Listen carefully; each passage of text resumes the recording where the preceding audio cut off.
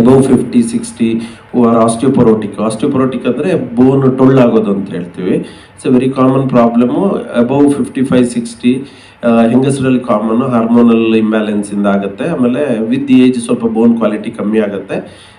ಮೇಲ್ಸಲ್ಲೂ ಆಗುತ್ತೆ, ಬಟ್ ಪರಿಣಾಮ ಫಿಮೇಲ್ಸಲ್ಲಿ ಜಾಸ್ತಿ ಹಾರ್ಮೋನಲ್ ಚೇಂಜಸ್ ಇರೋದ್ರಿಂದ ಅಂಥ ಪೇಷಂಟ್ಸ್ಗೆ ಇಡೀ ಬಾಡಿಯಲ್ಲಿ ಬೋನ್ ಮಿನರಲ್ ಡೆನ್ಸಿಟಿ ಅಂತ ಹೇಳ್ತೀವಿ, ಅದು ತುಂಬ ಕಡಿಮೆ ಆಗುತ್ತೆ. ಎಸ್ಪೆಷಲಿ 3 ಜಾಗ, ಒಂದು ರಿಸ್ಟ್, ಒಂದು ಹಿಪ್ಪು ಮತ್ತು ಒಂದು ಸ್ಪೈನ್. ಅದ್ರ ಬಗ್ಗೆ ಆಲ್ರೆಡಿ ಡಿಸ್ಕಸ್ ಮಾಡಿ. ಈಗ ಬಿದ್ದ ತಕ್ಷಣ ಏನಾಗುತ್ತೆ ಅಂದರೆ ಆ ಏರಿಯಾದಲ್ಲಿ ಬೋನ್ ಡೆನ್ಸಿಟಿ ತುಂಬ ಕಡಿಮೆ. ನೀವು ಮನೆಯಲ್ಲೆಲ್ಲ ನೋಡಿರ್ಬೋದು, ಎಲ್ಡರ್ಲಿ ಪೇಷಂಟ್ ಸುಮ್ಮನೆ ಸ್ಲಿಪ್ ಆಗಿ ಬಿದ್ದರೆ ಕೈ ಫಸ್ಟ್ ಕೊಡ್ತಾರೆ, ರಿಸ್ಟ್ ಬ್ರೇಕ್ ಆಗುತ್ತೆ. ಸ್ವಲ್ಪ ಸ್ಲಿಪ್ ಆಗಿ ಬಾತ್ರೂಮಲ್ಲಿ ಬೀಳ್ತಾರೆ, ಹಿಪ್ ಫ್ರ್ಯಾಕ್ಚರ್ ಆಗುತ್ತೆ. These are major hip fractures, one of the major causes of ಡಿಸ್ಚರ್. ಮೋಸ್ಟ್ ಆಫ್ ದ ಟೈಮ್, ಒಂದು 90-95% of the time very small undisplaced ಫ್ರ್ಯಾಕ್ಚರ್ಸ್ನ ಕನ್ಸರ್ವೇಟಿವ್ ಟ್ರೀಟ್ಮೆಂಟ್ ವಿದೌಟ್ ಸರ್ಜರಿ ಮಾಡ್ಬೋದು, but most of the time surgery ಬೇಕಾಗುತ್ತೆ. Versus ರಿಸ್ಟಲ್ಲಿ ಈಗ elderly ಪೇಷಂಟ್ಸಲ್ಲಿ ಬಿದ್ದಾಗ undisplaced fracture ಇದೆ, ಸ್ಮಾಲ್ ಏರ್ಲೈನ್ ಫ್ರ್ಯಾಕ್ಚರ್, ಅದನ್ನು ಮೋಸ್ಟ್ ಆಫ್ ದ ಟೈಮ್ ಪ್ಲಾಸ್ಟರಲ್ಲಿ ನಾವು ಟ್ರೀಟ್ಮೆಂಟ್ ಮಾಡ್ಬೋದು. ತುಂಬ ಡಿಸ್ಪ್ಲೇಸ್ಮೆಂಟ್ ಎಲ್ಲ ಇದೆ ಅಂತಂದಾಗ ಆ ಪೇಷಂಟ್ಸ್ಗೂ ನಮಗೆ ಸರ್ಜರಿ ಬೇಕಾಗುತ್ತೆ. ಅದರಲ್ಲಿ ಒಂದು ಪ್ಲೇಟ್ ಥರ ಫಿಕ್ಸ್ ಮಾಡಿ ಅದನ್ನು ಕಂಪೇರ್ ಟು ಪ್ರೀವಿಯಸ್ ಇಯರ್ಸು ಈಗ ಟೆಕ್ನಾಲಜಿ ಎಲ್ಲ ತುಂಬ ಡೆವಲಪ್ ಆಗಿದೆ. ಈವನ್ ಈ ಆಸ್ಟಿಯೋಪೊರೋಟಿಕ್ ಸಾಫ್ಟ್ ಬೋನ್ಸಲ್ಲಿ ನಾವು ಹೋಲ್ಡ್ ಬರೋ ಥರ ಟೆಕ್ನಾಲಜಿ, ಇಲ್ಲಾಂದರೆ ಸ್ಕ್ರೂ ಇಟ್ಕೊಳ್ತಾ ಇರಲಿಲ್ಲ ಓಲ್ಡನ್ ಹೇಳಿ, ಈಗ ಲಾಕಿಂಗ್ ಪ್ಲೇಟ್ಸ್ ಅಂತೆಲ್ಲ ಬಂದಿದೆ. ವೇರ್ ನಾವು ಈವನ್ ಓಲ್ಡ್ ಪೊರೋಟಿಕ್ ಬೋನಲ್ಲೂ ನಾವು ಬೋನ್ನ ಪ್ಲೇಟ್ ಹಾಕಿ ಫಿಕ್ಸ್ ಮಾಡೋ ಥರ ಟೆಕ್ನಾಲಜಿ ಅಟ್ ಪ್ರೆಸೆಂಟ್ ಅವೈಲೇಬಲ್ ಇದೆ. ಸೊ ರಿಸ್ಟಲ್ಲಿ most of the time undisplaced ಇದ್ದರೆ ಕನ್ಸರ್ವೇಟಿವ್ ಮಾಡ್ಬೋದು, but hip fracture most of the time surgical treatment ಬೇಕಾಗುತ್ತೆ. ಡಾಕ್ಟರ್, ನಾನು ನೋಡಿದಂಥದ್ದು specialist at Manipal Hospital, Millers Road. Today we are here to discuss about spinal trauma and the seriousness of the problem of spinal trauma and injuries and rehabilitation. Of orthopedics, orthoscopy and joint replacement specialist, Kaveri Hospitals and also Med Clinic.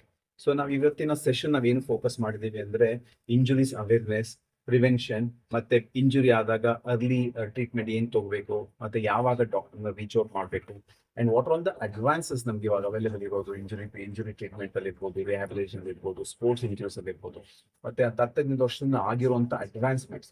ಮುಂಚೆ sports injuries ಅಂದ್ರೆ plaster ಹಾಕಿ ಬಿಟ್ಬಿಡ್ತಾ ಇದ್ವಿ. So ಹಾಗಾಗಿ athlete ಕಾಲ್ ಗಟ್ಟಿ ಮಾಡ್ಕೊಂಡು sports ಆಡಕ್ ಆಗ್ತಾ ಇತ್ತು. But ಈಗ 15 years ಅಲ್ಲಿ ಈ ಆರ್ಥೋಸ್ಕೋಪಿ ಮತ್ತೆ ಸ್ಪೋರ್ಟ್ಸ್ ಇಂಜುರಿ ಟ್ರೀಟ್ಮೆಂಟ್ ಎಷ್ಟು ಡೆವಲಪ್ ಅಡ್ವಾನ್ಸ್ಮೆಂಟ್ ಆಗಿದೆ ಅಂದ್ರೆ ಅಥ್ಲೀಟ್ ಯಾವುದೇ ತರ ಇಂಜುರಿ ಇರ್ಬೋದು, ಸಿಂಪಲ್ ಕೀ ಹೋಲ್ ನಾವು ಅದನ್ನ ಗುಣಪಡಿಸಬಹುದು.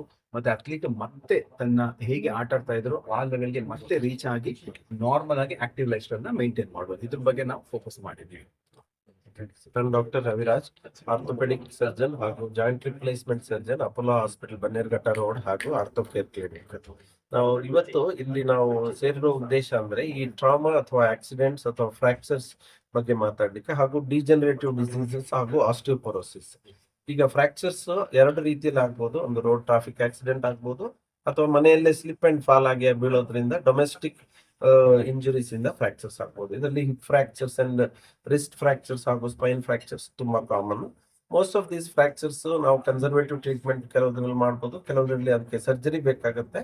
ಸರ್ಜರಿ ಮಾಡಿದ್ಮೇಲೆ ಅವರು ಪೇಷಂಟ್ ಮತ್ತೆ ಹಿಪ್ ಫ್ರಾಕ್ಚರ್ಸ್ ಅಲ್ಲೆಲ್ಲ ಸರ್ಜರಿ ಇಲ್ಲದೆ ನಡೆಯುವ ಸಾಧ್ಯತೆ ತುಂಬಾ ಕಡಿಮೆ ಇರುತ್ತೆ. ಆ ತರ ಪೇಷಂಟ್ಸ್ ಅಲ್ಲಿ ಮಲ್ಟಿಪಲ್ ಕೋಮಾರ್ಬಿಡಿಟೀಸ್ ಇರುತ್ತೆ, ಶುಗರ್, BP, ಅದನ್ನೆಲ್ಲ ನಾವು ಐಡೆಂಟಿಫೈ ಮಾಡಿ ಅದನ್ನೆಲ್ಲ ಟ್ರೀಟ್ ಮಾಡಿ ಅವ್ರನ್ನ ಪೇಷಂಟ್ ನ ಆಪ್ಟಿಮೈಸ್ ಮಾಡಿ ಸರ್ಜರಿ ಮಾಡೋದ್ರಿಂದ ಅವ್ರನ್ನ ಮತ್ತೆ ನಾವು ನಡೆಯೋ ತರ ಮಾಡ್ಬೋದು. ಇದೇ ರೀತಿ ಯಂಗ್ ಪೇಷಂಟ್ಸ್ ಆಕ್ಸಿಡೆಂಟ್ ಅಲ್ಲೆಲ್ಲ ಫ್ರಾಕ್ಚರ್ಸ್ ಆಗ್ಲಿ ಇಂಜುರೀಸ್ ಎಲ್ಲ ಇರೋ ಪೇಷಂಟ್ಸ್ಗೆ ನಾವು ಕೆಲವು ಸಲ ಸರ್ಜರಿ ಮಾಡಿ ಆ ಫ್ರಾಕ್ಚರ್ಸ್ನೆಲ್ಲ ಫಿಕ್ಸ್ ಮಾಡಿ ಅವ್ರನ್ನ ಮತ್ತೆ ಹೋಗೋ ಹಾಗೆ, ಪುನಃ ಅವರ ಆಕ್ಟಿವಿಟಿ ಲೆವೆಲ್ಗೆ ಹೋಗೋ ಹಾಗೆ ಮಾಡ್ಬೋದು. ಅದೇ ರೀತಿ ಆಸ್ಟಿಯೋಪೊರೋಸಿಸ್ ಡಿಕ್ರೀಸ್ ಬೋನ್ ಸ್ಟ್ರೆಂತ್ ಹಾಗೂ ಡಿಜನರೇಷನ್ ಅಂತ ಹೇಳ್ತೀವಿ.